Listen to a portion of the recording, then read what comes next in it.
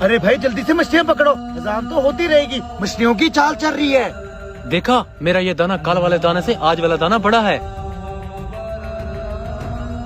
अरे मेरे प्यारे भाइयों, नमाज का टाइम हो गया है, चलो पहले नमाज पढ़ लो। जी कारी साहब, आप चले, हम आपके पीछे ही आ रहे हैं। चलो भाई नमाज पढ़ लेते हैं पहले।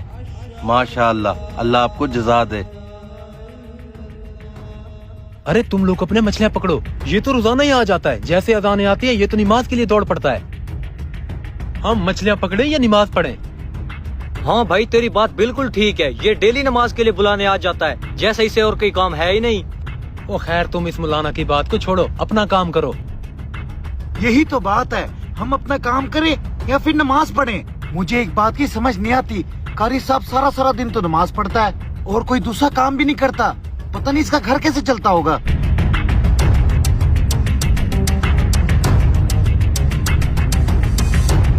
अरे मुसलमान भाइयों, दीन के काम को छोड़ के दुनिया इकट्ठी करने लग गए हो। मैं जोहर के टाइम भी आया था, अब असर का टाइम हो गया, चलो नमाज की तरफ।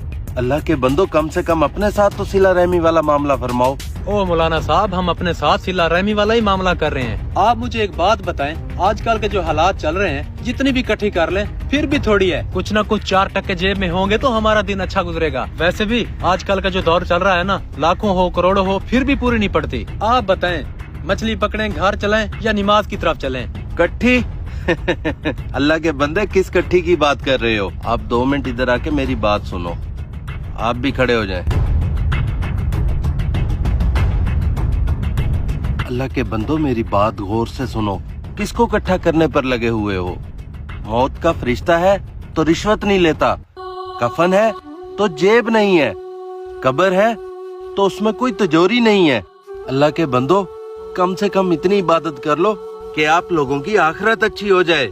अल्लाह के बंदो, तुम लोग मेरी बात को क्यों नहीं समझते? हम इस दुनिया में आए हैं अपने अल्लाह को राजी करने के लिए। अल्लाह के बंदो, हम लोग मुसलमान हैं और दीन के लिए आए हैं।